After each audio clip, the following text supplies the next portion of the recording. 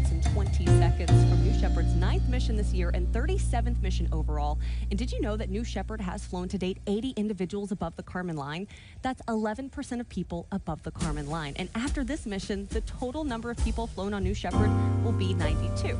But it's actually 86 individuals, and that is because 6 Astros have come back for round 2. 6 flying twice, that's because New Shepard offers astronauts a life-changing shift in perspective. We are now operating 2 human-rated vehicles to better meet customer demand.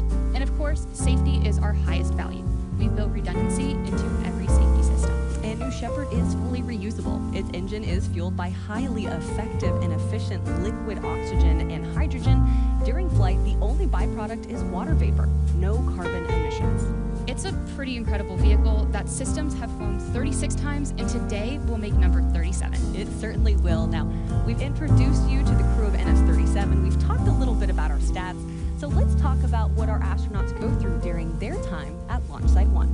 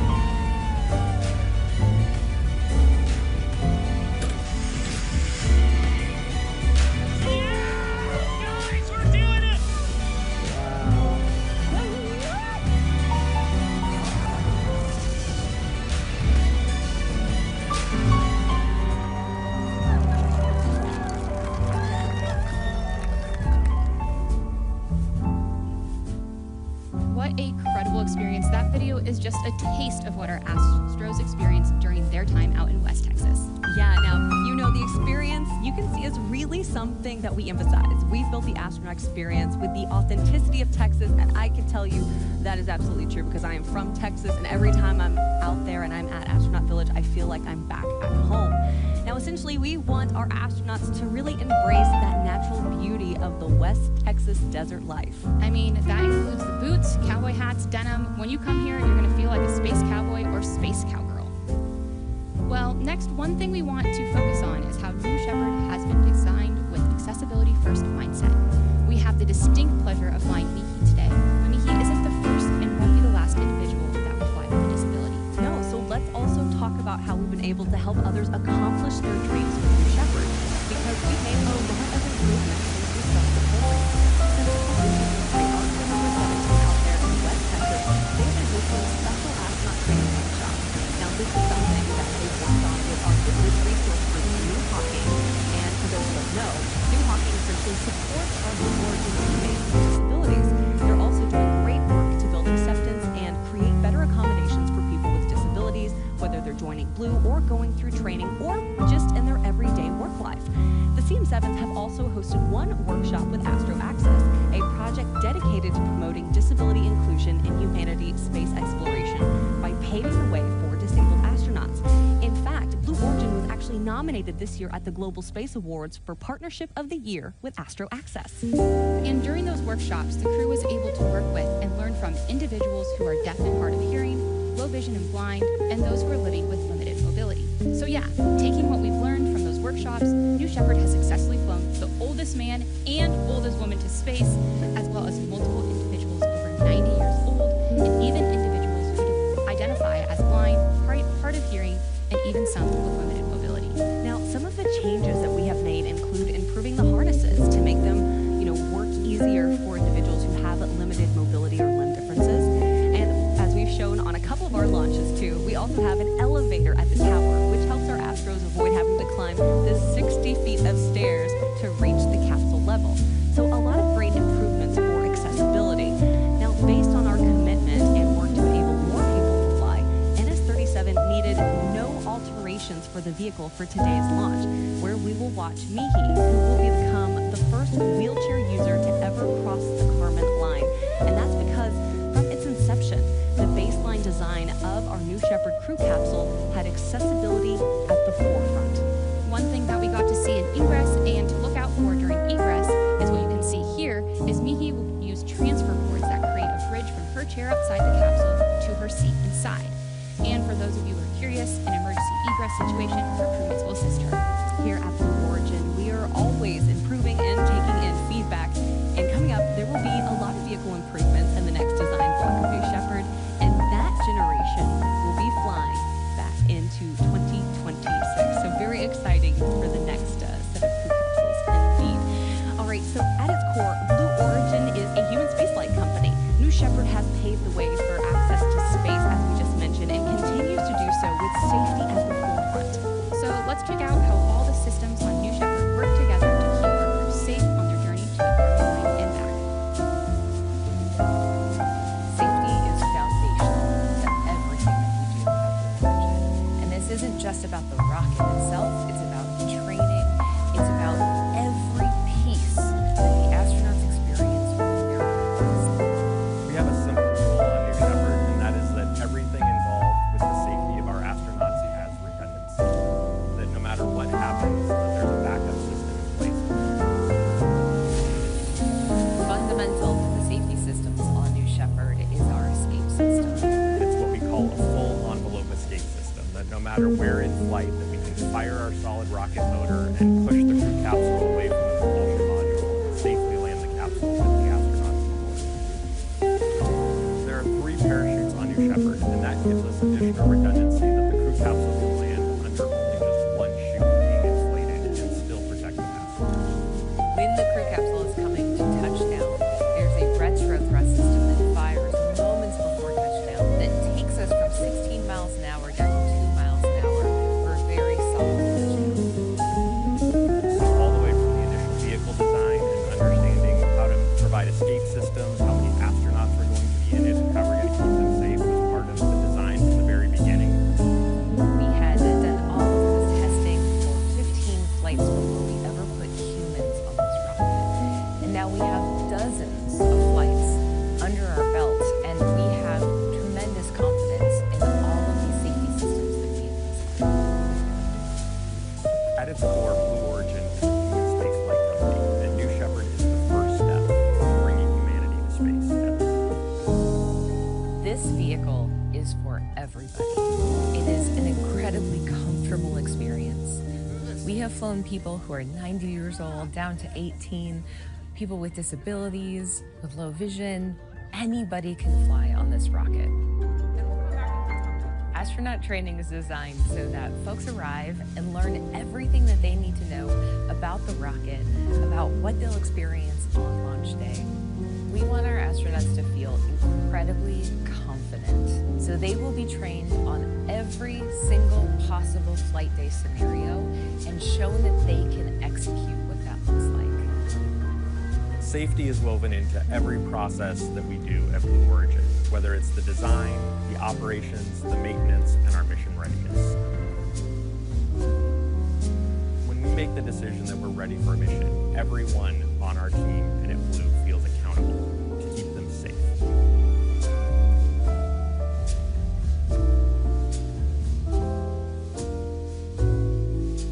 I can attest to the safety at Blue Origin. I've worked on B3PM, which is New Shepard's engine, for over 3 years, and safety is our highest priority. It certainly is, and I really love that package. It really brings it all together to the forefront for anyone who has questions about New Shepard. Now, right now, we're about T-minus just under 15 minutes until we see NS-37 take to the skies. Now, this is an exciting day here at Blue Origin because we are flying the first ever wheelchair user to space.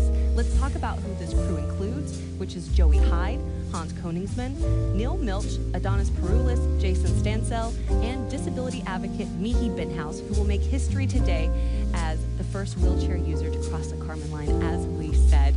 Now, this is such an exciting moment for us, so we're going to toss it over to the rocket right now. Let you sit as you watch New Shepard on the pad, and then the show continues. We've got lots of great stuff for you guys.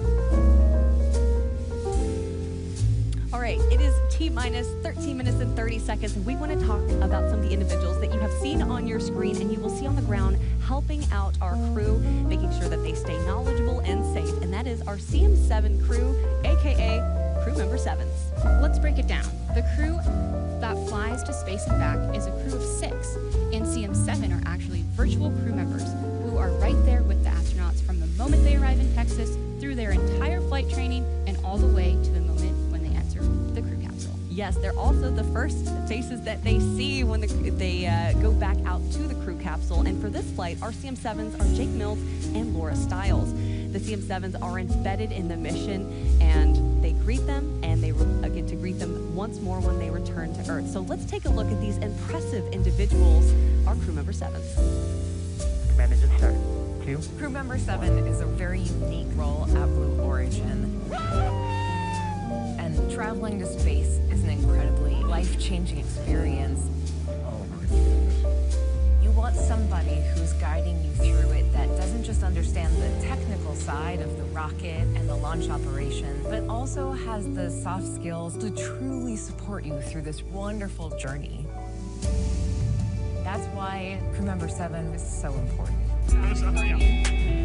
There are 6 people that fly on the New Shepard crew capsule. The 7th person is Crew Member 7. We have 2 crew member 7s for each launch.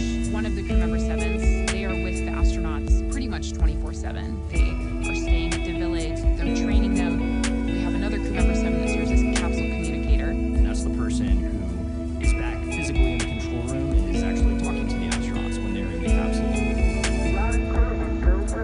Everyone on the Crew Member 7 team has to be comfortable in a really dynamic operations environment. You have to be unflappable in anything that might come your way. We have folks from NASA, we have world record holders for skydiving, a nuclear submarine officer. It's truly a very diverse set of people bringing unique skill sets to the table. The most important role for Crew Member 7 is to instill confidence in the astronauts that we fly on New Shepard. And really that comes down to a very good training program. Safety is absolutely paramount to everything that we do here at Blue as we build this road to space. We have a crew capsule lockup where we run through full mission simulations. Separation confirmed. Everything to unstrap. So the only surprise on launch day is the incredible view outside of those windows. Where they can look at the Earth and change. And bring that feeling back to Earth with inspiration to protect the Earth. Because that's what we're doing this for. We are doing this for the benefit of Earth.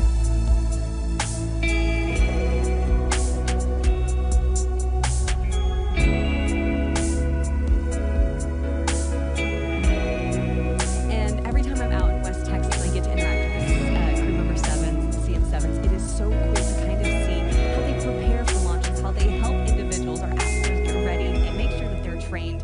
And it's just so awesome to be able to learn from them, especially as we continue to fly New Shepard more and more. They are such an important part to the New Shepard launch, and they are so amazing. Yeah, they certainly are. Now, if you take a look on your screen, we're at T-minus 10 minutes, and you are seeing that we have entered a hole. Now, we are looking at New Shepard on the pad. You can also see friends and family members there excited for this launch. Again, the crew of NS-37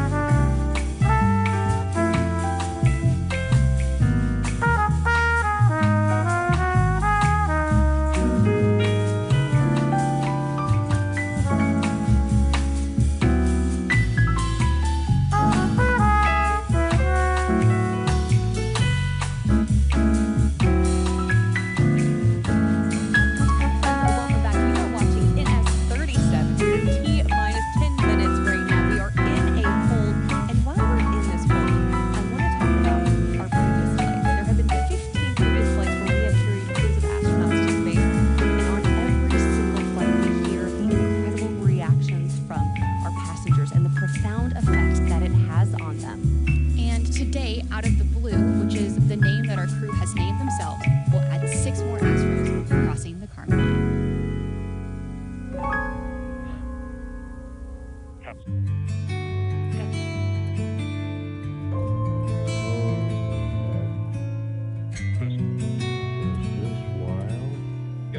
Each person that goes up there.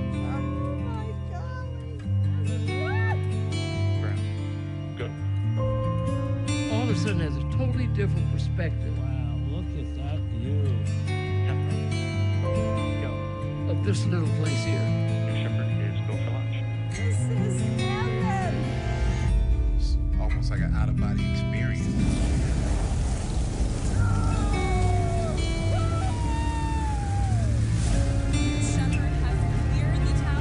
This is a new era where people like a teacher from North Carolina gets to go to space. Space has always been something I wanted to do, but it's never been accessible until now. Look at that view. Look at the view. It's just unbelievable. You have to see it with your eyes to really, really take it in. Everybody else should go to space. Look at the Earth. Just look outside. Look at the Earth. We're in space. This is a life-changing experience. Everybody needs to do this. It's absolutely insane. I mean, it's the coolest thing ever. Oh my word. I'm just spinning. That was enlightenment. This is the best experience of my life, by far. Everyone in the world deserves to see this. Everyone needs to see this. Oh my God. It's just a dream come true. I want to do this my entire life. I just went to space as the first woman from Mexico. I think we need to give this gift of perspective to everybody. Oh man, this is so cool. I always said I'm gonna do it, and I just did it. We went to space! What you have given me is the most profound experience I can imagine.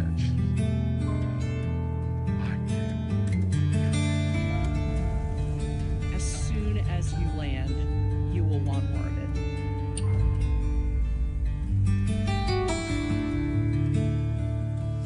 All right, right now you are looking at New Shepard out on the launch pad. This is NS-37, and we are currently in a hold due to upper level winds. We will have a new T0 that will be forthcoming here shortly. But in that meantime, let's go ahead and toss it back over to the rocket. Again, an exciting day for our NS-37 crew, which includes Joey Hyde, Hans Koningsman, Neil Milch, Adonis Peroulis, Jason Stansell, and disability advocate Mihi Benhouse.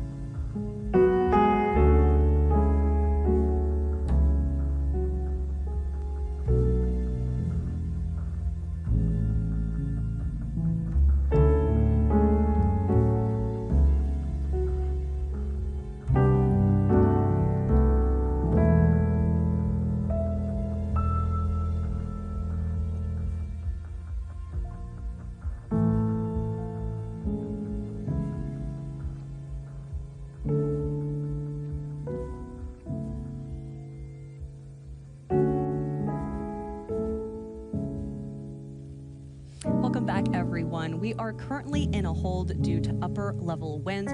You are watching NS-37. Now, there's something we want to talk about. One of the most significant aspects of a New Shepard flight is the profound effect on the astronauts who've experienced it and the ripple impact it has on their lives and the lives around them. This is transformative. It's an experience that's often referred to as the overview effect. And the overview effect is really a cognitive shift reported by many astronauts who have viewed Earth from space. This phenomenon encompasses a range of emotion and intellectual reactions, including a sense of unity, having the ability to observe the Earth without national borders, which then fosters a deeper sense of global unity. Also, the fragility of Earth.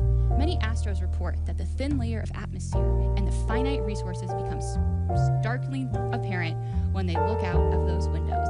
This helps them emphasize the need for environmental stewardship. It also has personal transformation. Astronauts report a profound change in their perspective on life, leading to a greater appreciation for the planet and the renewed sense of purpose back here on Earth. That's right, and it's such a huge part of what we do here as well.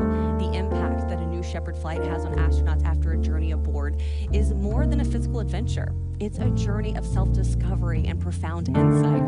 The experience, it actually often leads to a heightened sense of awareness. Now, that's kind of like a greater consciousness of global issues such as climate change, poverty, and conflict, as well as inspirational leadership. Many return with a renewed mission to contribute positively to society, often becoming advocates for space exploration and environmental causes. And finally, there's like this emotional reconnaissance, like seeing the beauty and fragility of Earth from space can evoke powerful emotions, leading to a deeper connection with the planet. And one astronaut who can speak to this is one you might recognize. It's William Shatner. Yeah, let's hear directly from him about his experience. Holy clouds. Weightlessness. Oh, Jesus. Oh, my God. Oh, wow.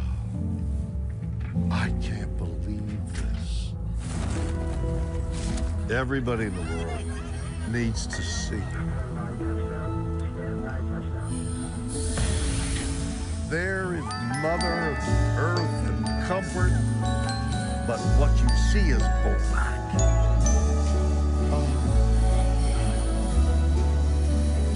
The whole world is white, there's snow everywhere from the storm last night.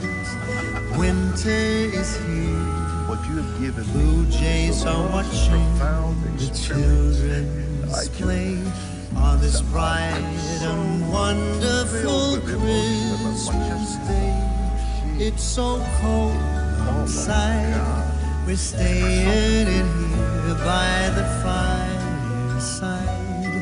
I think I can hear far in the distance how sleigh bells play on this bright and wonderful Christmas. If you're just joining us, you are watching NS-37. It's a wondrous, slow, golden due to upper level winds. Right now, we're going to toss it over to the rocket and check back in with you in just a little bit.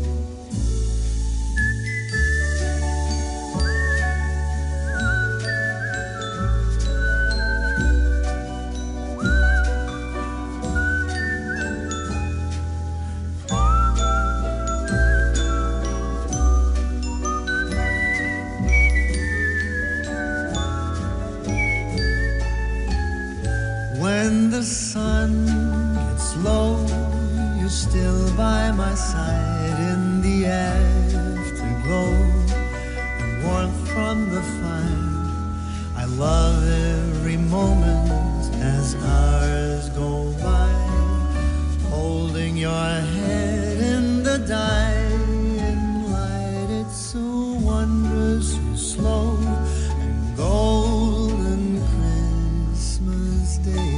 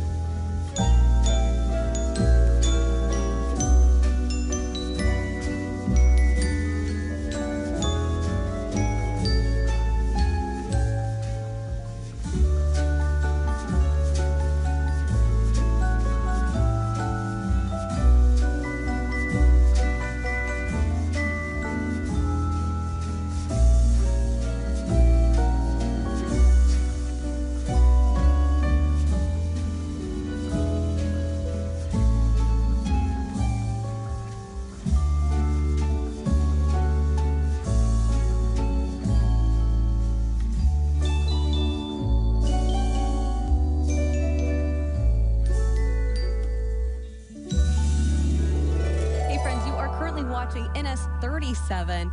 We are currently in a hole due to upper level winds, but while we're in this hole, as you might have noticed, I have been joined on the desk by Claire Luce. Now, Claire has worked on the BE-3 engines for a long time, and she recently took on a new role. So Claire, tell me a little bit about your work on the BE-3 and what your new role is. Of course. So I love New Shepard because I worked on the BE-3PM engine for over 3 years. But currently my new role is on the Blue Engines Analytics Reporting and Software team, or what we like to call is BEARS. It's a fun name. And on BEARS, we help all the engines at Blue, so not just BE-3PM, but BE-4, BE-3U, BE-7, and it's a bunch of software engineers that are solving problems and that all the other engineers, propulsion engineers need. Can you tell me a little bit more about kind of more into their jobs and what the back rooms are really like? Oh, of course. So on New Shepard, we have the engineering back room, which is the role that I'm certified as the BE-3PM engineering back room. And it's a certified role that helps support the controllers. So we have booster controllers, capsule controllers, but then there is a whole team of engineers who specialize in subsystems, like the BE-3PM engine. So we have these engineers that are monitoring their specific subsystem. Like I said, I'm the BE-3PM engine, and I have teammates that are currently working this launch, but we also have different subsystems like the avionics hardware system or the fluids team. And of course, these are all headed up by our engineering background lead. So it is just a few of the people that help make this launch possible. What is launch day like for your team? Well, they wake up really early. You have to be on console at a pretty early hour when the vehicle rolls out. You power the vehicle on. You're going to have to fill it up with propellant. Of course, my team is monitoring the engine at that time. So this has all happened before the crew even loads into the vehicle. It's got to be an exciting thing. And you've been out to West Texas, I think you told me, about 15 times doing this. Yep. It is a great opportunity to be able to be part of these launches, work the launches, and also work with the hardware. Yeah, and it is so great to hear more kind of about what our engines teams, because engines are really integral to everything we do. I know we said it on New Glenn. It's like, I think people believe that you build a rocket, then you stick an engine on it, but that's not the case at all. You build the engine, and then you build the rocket from there. Yep, that is 100% true. All right now you are watching NS-37. You can see New Shepard out there on the pad. We are on a hold at this moment in time due to upper level winds. We're gonna toss it back over to the rocket, get a status update for you guys, and see you in just a minute.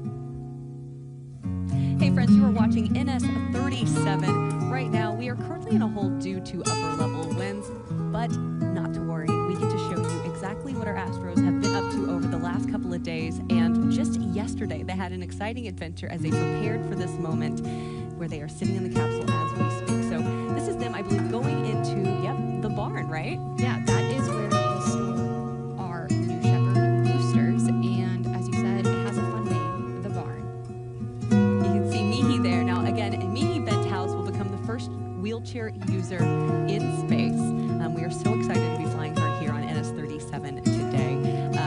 I've actually not yet been inside the barn, but that's on the top of my blue origin bucket list is to go in there and see the booster there. I've seen, of course, the booster out on the landing pad, which is traditional after every flight. All the entire crew here at Blue go out and take a picture with the booster on the landing pad. But this is pretty special to kind of see it still all connected inside the barn. Well, and what is also even more cool is that since we said we had 2 human-rated vehicles, we actually have 2 boosters in there, and you can see them side by side. Oh, that is really, really exciting.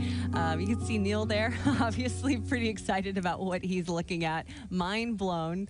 There is Hans taking a look at, I'm sure, all the mechanics and engineering of it as well, being a rocket scientist himself. Jason there, and again, Jason is flying in honor of his brother Kevin today. Mihi is taking a look. That is Audrey Powers. She is also one of our NS New Shepard astronauts. Pretty exciting to have her continuing to lead the New Shepard team. Joey, everyone, really getting to learn more about the science behind New Shepard. A great moment for a crew picture. And you can see behind them all of the patches that we have. Those are all patches that the vehicles have. That's it. 37 is a lot. It really is. It's something that I think all of us Yeah, right now you're also kind of getting a live look at our crew out there, excited for this moment. Again, you are watching NS-37. We are currently in a hole due to upper level winds. We're going to toss it over to the rocket, get a status update, and be back with you guys shortly.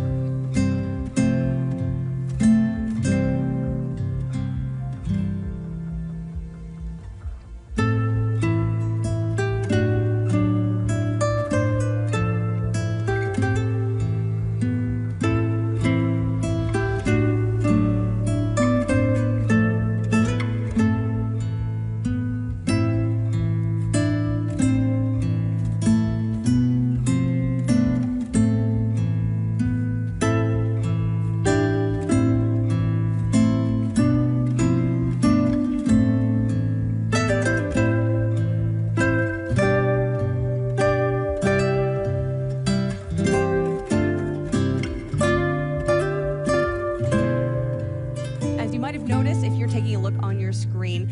The hold has cleared. We were in a hold due to upper level winds, but now we are proceeding. We're at T-minus 9 minutes into NS-37. Now, in a minute, we are going to be hearing that crucial go, no-go poll. So let's toss it over to the rocket and listen in.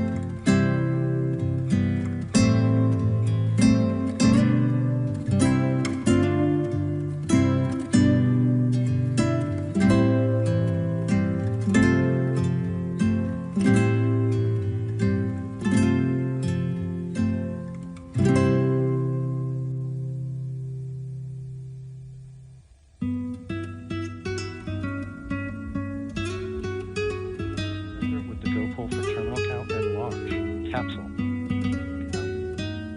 Booster. Go. Ground. Go. Ingo. Go. Safety. Go. Capcom. Go. Go. Copy all goes. New Shepard is go for launch. Booster, commit to terminal count. Go right. Controllers drop your controllers. Heard it there. We are go for launch. Yes, we are so exciting. Now, as we mentioned today, Mihai Benthouse will become the first wheelchair user in space. Her story, her advocacy, and her passion are evident in everything she does. Check it out. There was not like this one moment where I realized that my dream of going to space is not over. I was like a very sporty person, so I did like a lot of mountain biking, snowboarding, I did parkour where you jump about walls and this kind of stuff. Obviously life changed a lot after my accident, and I think the biggest impact, of course, is using the reach and everything which comes with the spinal cord injury. And I really figured out how inaccessible our world still is, and how sometimes socially excluding a wheelchair can be, though nobody is like actively living right. She has an inspiring heart now. Many people come to her and she does things that you don't expect her doing, right? And so they're fascinated by that. And I kind of feel the same way. She is, I think, an explorer, adventurer, you know, and the wheelchair does not really stop her from doing that. Yeah, so I met Hans the first time online, on LinkedIn. Yeah, I just asked him, like, you know, you worked for so long for SpaceX. Do you think that people like me can be astronauts? What child is this who lay to rest on Mary's lap is sleeping? Who may just weep with anthems sweet while shepherds watch our keeping. This is Christ the King, whom shepherds guard and angels sing. Haste to bring him, Lord, the babe, the Son of Mary. What's possible and wasn't possible. On the vehicle side, we didn't have to change anything to allow us to fly to space. We did implement a few things on the ground side. Incense, gold, and myrrh, compass and king to own him. The King of Kings salvation brings, let loving hearts enthrone him. Raise a song on high, the Virgin sings her lullaby.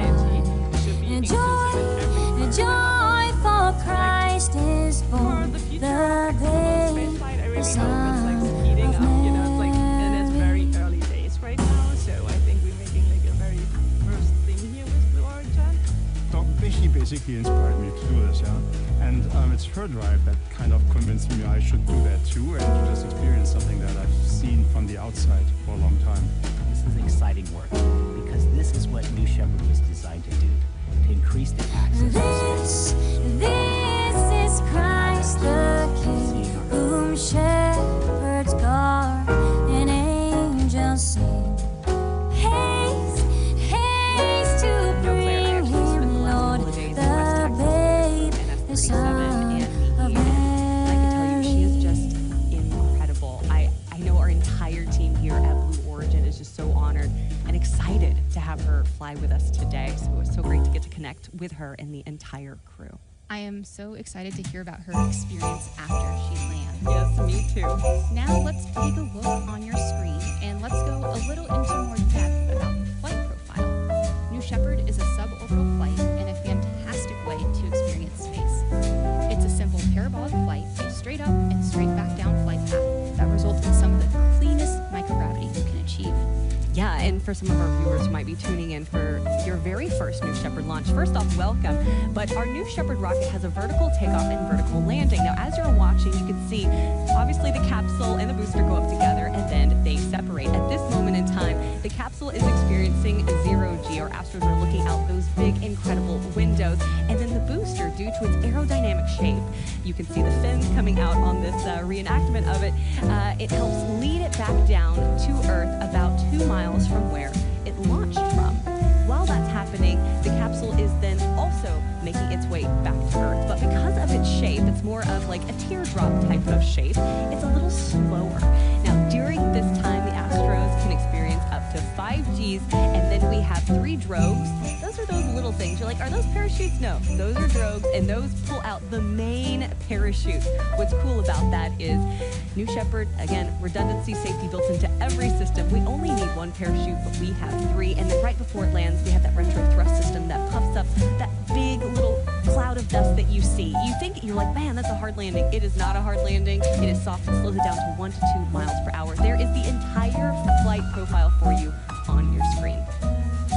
And another thing that makes New Shepard so special is the size of our windows. Some of the biggest ever flown in space. That's right. If you take a look on your screen, you can see the size comparison to the Mercury Redstone Freedom capsule that Alan Shepard flew back in 1961.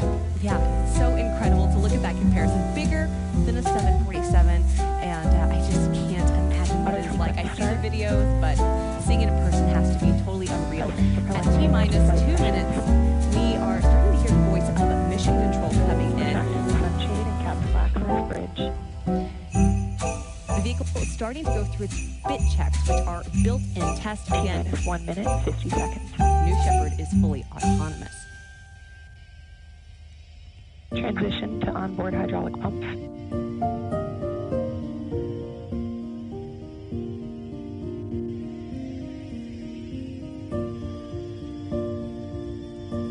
Executing aft fin and PVC bit.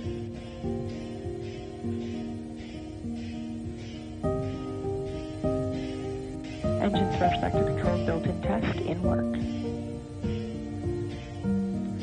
Vehicle is now on internal power.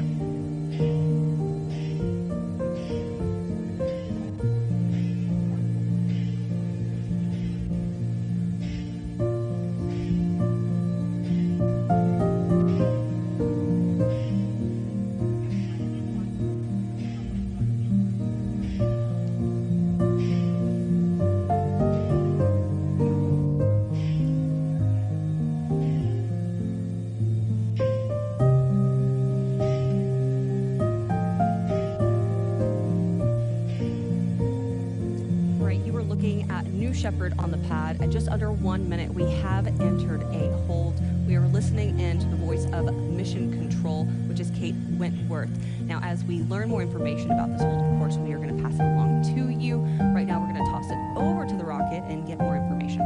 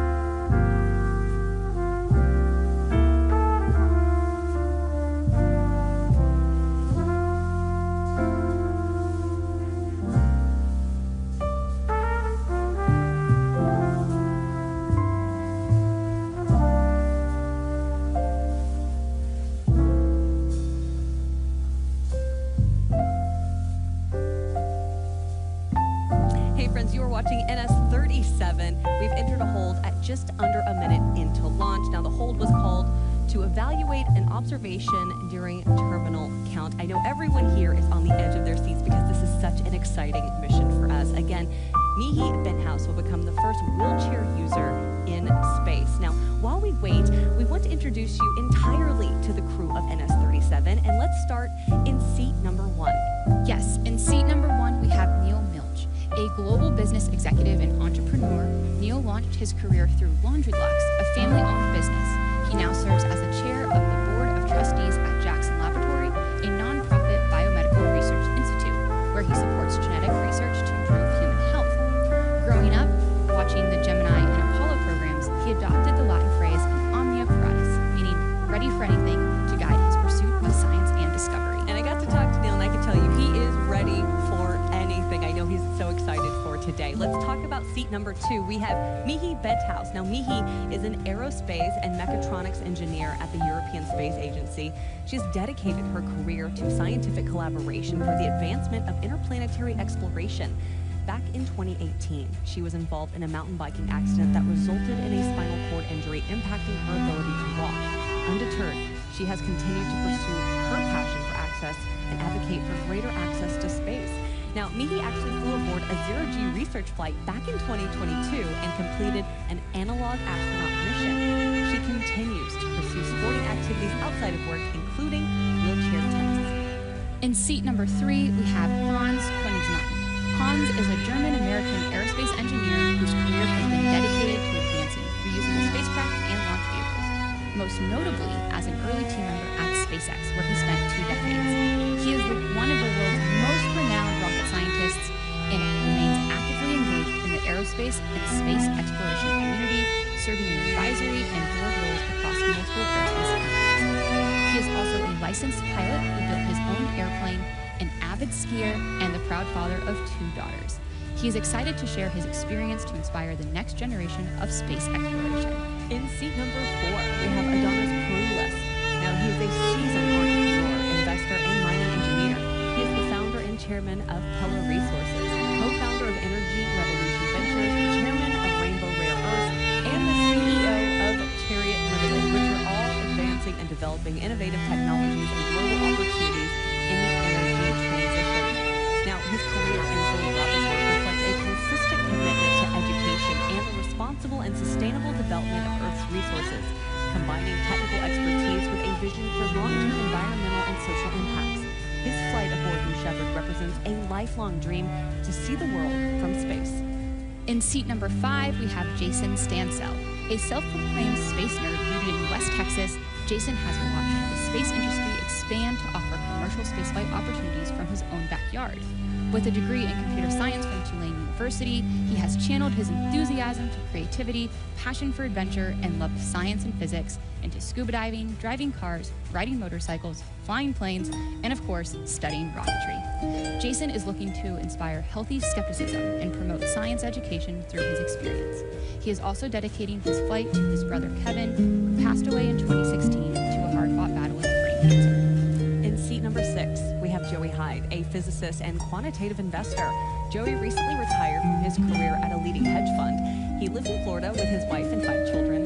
His grandparents ignited a fascination with space when they brought him to watch the 1988 launch of the space shuttle Atlantis, which sparked a lifelong curiosity in human spaceflight and exploration, leading him to earn a PhD in astrophysics.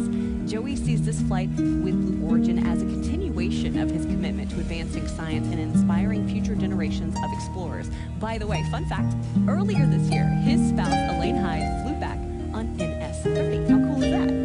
That's amazing to have something that they both can share, this experience of both going on a New Shepard flight. Yes, I would like to know what those conversations are like at the dinner table next week. Like, oh, yeah, now I really know what you were saying. You're like, yes, it's like this incredible experience I have. You know, the overview effect has really impacted me. All right, now let's also talk about the mission patch. So the NS-37 mission patch pays homage to the crew and Blue Origin's vision. And we have a couple different symbols embedded into the patch. So first we have the DNA, which symbolizes the importance of impact of science to Neil Milch. As you can see there on the left, we also have the hippo, which represents Mihi's favorite animal, her plush hippo, which comforted her in the hospital after her accident and will join her in space. There is also on the patch the tennis ball, which symbolizes another one of Mihi's competitive passions. And Adonis is represented by a baobab tree, which is iconic to South Africa. Yeah, on this patch, which you can see right there, the spiral galaxy symbolizes Joey Hyde's astrophysics research. The dog bone shape and K are in memoriam of Jason Stansell's brother, Kevin, as well as a representation of the satellite of love from their favorite show, Mystery Science Theater 3000. I love that show, by the way. And the shards represent Blue Origin's commitment to breaking down barriers to accessing space, including cost, nationality, and accessibility. So right now, as you look on your screen, you will notice we are currently in a hold. You are watching NS-37. We're going to toss it back over to the rocket and get more information.